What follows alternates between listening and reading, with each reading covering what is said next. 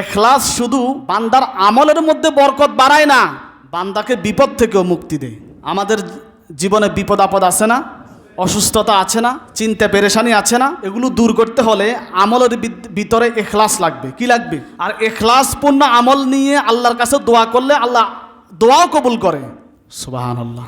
সহিহ বুখারীর একটা হাদিস, ঐতিহাসিক একটা ঘটনা। প্রাচীনকালে 3 যুবক সফরে বেরিয়েছে। কোথায়?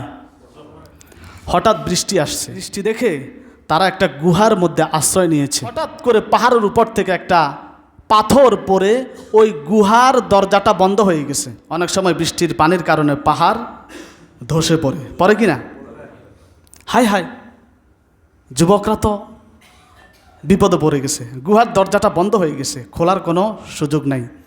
এখন এই অবস্থায় তো মরা ছাড়া কোনো উপায়। তখন 3 যুবক তাদের জীবনের 3টা ইখলাসপূর্ণ আমলের উসিলা করে আল্লাহর কাছে দোয়া শুরু করেছে। সুবহানাল্লাহ বলবেন না? প্রথম যুবক আল্লাহর কাছে দোয়া করেছেন, আল্লাহ, আমার মা বাবা যখন বৃদ্ধ হয়ে গেছে, আমি কেবল তোমার সন্তুষ্টির জন্য আমার মা বাবার খেদমত করেছি।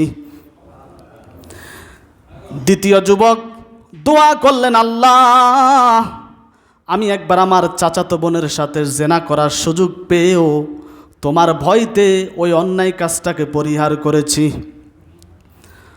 তৃতীয় যুবক আল্লাহর কাছে দোয়া করলেন, আল্লাহ, একবার আমার এক শ্রমিক আমার কাজ করেছে, কিন্তু ওই শ্রমিক তার মজুরিটা আমার কাছ থেকে নেই নাই, ফিরিয়ে দিয়েছে। আমি ওই মজুরিটা ব্যবসায় কাজে লাগিয়ে অনেক বড় করে পুরো সম্পদ ওই শ্রমিকের হাতে বুঝিয়ে দিয়েছি। 3 জন যুবক দোয়ার শেষে আল্লাহকে বলেছে, আল্লাহ, এই ইখলাসপূর্ণ আমল যদি তোমার কাছে কবুল হয়, আজকে এই গুহার বিপদ থেকে তুমি আমাদেরকে বাঁচায়া দাও। আল্লাহ তাআলা তাদের ওই আমলগুলো কবুল করেছেন, গুহার মুখ থেকে পাথরটা সরায় দিয়েছেন। শুধু ইখলাসের কারণে আল্লাহ তাদেরকে বিপদ থেকে উদ্ধার করেছে। তাহলে আমাদের জীবনেও কি এমন কিছু আমলের দরকার নাই যে ইখলাস নিয়ে করব, আর আমি যখন বিপদে পড়ব আল্লাহকে ওই ইখলাসপূর্ণ আমলের দোহাই দিয়ে যে আল্লাহ তোমার সন্তুষ্টির জন্য করেছি। আর তোমার নবী বলেছে ইখলাসপূর্ণ কোনো আমলের দোহাই দিয়ে যদি আল্লাহর কাছে বান্দা দোয়া করে, আল্লাহ ওই দোয়া ফিরিয়ে দেন না, আল্লাহ তুমি আমার দোয়াকে কবুল করো। আল্লাহ কি কবুল করতে পারে না? তাহলে কবুল করতে হলে আমলের মধ্যে কি লাগবে? রবের সন্তুষ্টি। ইখলাস মানে রবের সন্তুষ্টি। কোনো আমলের ভিতরে মানুষকে দেখানোর জন্য কোনো আমল করা যাবে না, সাবধান। ইখলাস শুধু আমাদের জীবনকে পরিবর্তন করে না, ইখলাস একটা সমাজকে পরিবর্তন করে দেয়। কিভাবে? আমরা সমাজে নানা পেশার মানুষের জন্য, নানা শ্রেণীর অসহায়দের জন্য কাজ করি কি না? আমরা অনেক সময় সমাজের মানুষকে দান করি, মানুষের সেবায় কাজ করি কি না?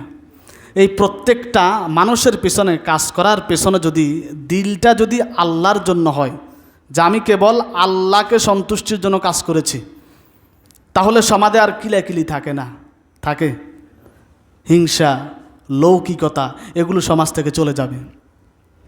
আমাদের যত ভেজাল, যত ঝগড়া, অমুকে বেশি করেছে, আরেকজন কম করেছে, আমি ভালোটা দিয়েছি, সে খারাপটা দিয়েছে, আমি বেশি পরিশ্রম করেছি, সে পরিশ্রম কম করেছে, এই যে লোক দেখানো, এইসব কারণে ঝগড়া হয়। আর যদি প্রত্যেকটা কাজের পেছনে যদি বলে আমি আল্লাহর জন্য করছি, তাহলে আর ঝগড়া থাকবে? তাহলে নিঃস্বার্থভাবে মানুষের কল্যাণে কাজ করার মানসিকতার মধ্যে যে প্রশান্তি, পাশাপাশি আল্লাহর রহমত এই কাজে নাজিল হয়। আর যদি মানুষকে খুশি করার জন্য কাজ করতে যায়, যত ঝামেলা সেখানেই হবে।